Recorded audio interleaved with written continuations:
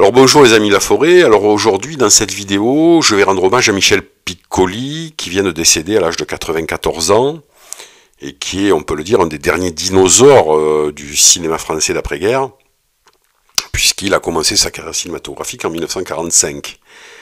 Donc sa carrière d'acteur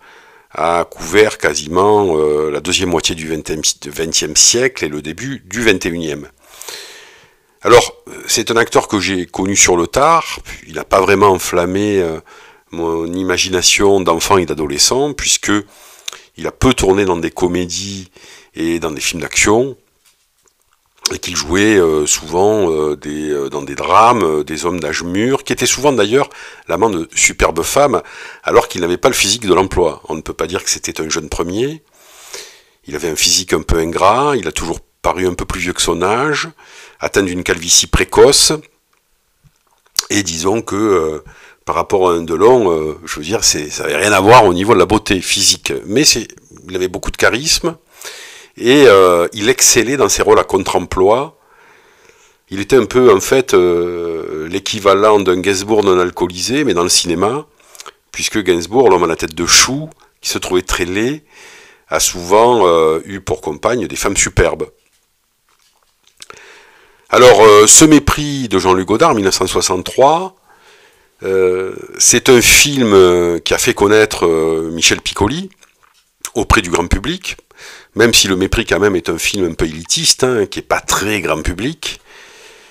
Godard d'ailleurs avait fait ce film pour répondre aux critiques qu'il avait touchées après À bout de souffle, puisqu'on avait dit que Godard en fait ne savait pas faire des films, ne savait pas tourner un long métrage, et donc Godard avait décidé de faire un film traditionnel, comme il est indiqué d'ailleurs dans la bande-annonce en dessous de la vidéo.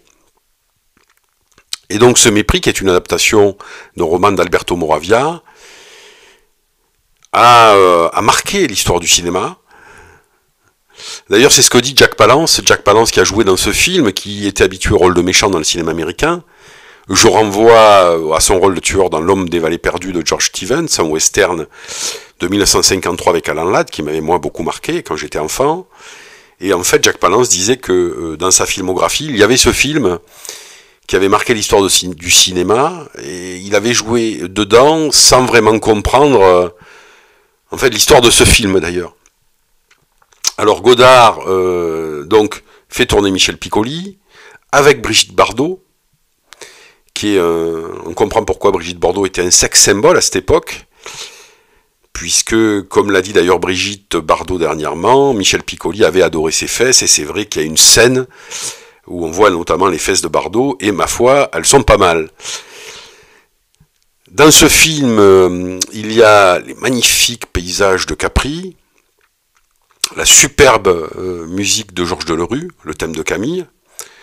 qu'il faut que vous écoutiez, et qui était le générique d'une émission de cinéma dans les années 80, Cinéma de Claude Ventura, qui passait sur Antenne 2, et que j'aimais beaucoup, avec, si certains s'en rappellent, un homme qui ouvrait des portes, et où on tombait sur des scènes de cinéma. Et puis évidemment, l'apparition de Fritz Lang, l'immense réalisateur allemand qui s'était exilé aux États-Unis à Hollywood après l'accession d'Hitler au pouvoir en 1933, qui avait tourné M. le Maudit, Metropolis, et un film que j'aime beaucoup, que j'ai beaucoup aimé, et que j'aime beaucoup toujours, c'est Les Contrebandiers de Moonfleet. Alors dans ce mépris,